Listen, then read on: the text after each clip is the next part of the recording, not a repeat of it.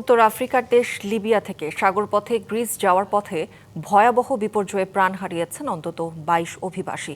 তাদের মধ্যে ১৮ জনই বাংলাদেশি। এর মধ্যে সুনামগঞ্জের ৩ উপজেলার অন্তত ১০ জন রয়েছেন। তাদের পরিবারে এখন শোকের মাতম। ৩৮ জন আজিজ দালাল বাড়ি সিলেট, এর ছিল ৮ জন। ৮ জনের মধ্যে ৩ জন বেঁচে আছে, ৫ জন মারা গেছে।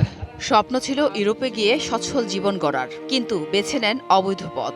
সর্বস্ব বিকিয়ে দালালের খপ্পরে পড়ে ছোট নৌকায় লিবিয়া থেকে ভূমধ্যসাগর পাড়ি দিয়ে যেতে চেয়েছিলেন ইউরোপ, কিন্তু সেই স্বপ্ন মুহূর্তে দুঃস্বপ্ন হয়ে গেল সুনামগঞ্জের ১০টি পরিবারে। জগন্নাথপুর উপজেলার টিয়ারগাঁও গ্রামের শায়েক আহমদ ছিলেন ওই যাত্রায়। খাবার পানির অভাবে ডিজেল পান করে তার মৃত্যুর খবরে পরিবারে এখন মাতম। স্বজনদের দাবি, দালালের মাধ্যমে প্রায় ১২ লাখ টাকা খরচ করে তাকে বিদেশে পাঠানো হয়। শুধু সাগরপথে যাওয়ার জন্যই নেওয়া হয় ৭.৫ লাখ টাকা।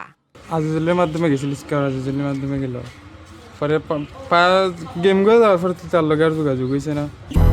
২০০-র বেশি সার্ভিস ও ফিচারে লেনদেনের সব বিকাশ অ্যাপে সম্ভব।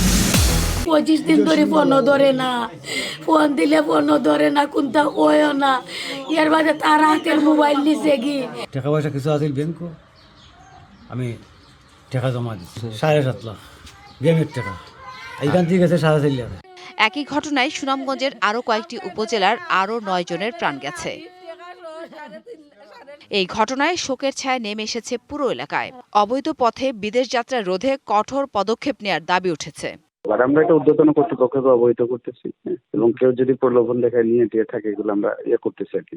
প্রতিনিয়ত এমন ঝুঁকিপূর্ণ যাত্রায় প্রাণ হারাচ্ছেন অসংখ্য অভিবাসী। তারপরও সচেতন না হয়ে তরুণরা দালাল চক্রের প্রলোভনে মৃত্যুর মুখে ঠেলে দিচ্ছে নিজেদের ভবিষ্যৎ। এর প্রতিকার খোঁজার তাগিদ তাই জেলার মানুষের। DBC news desk.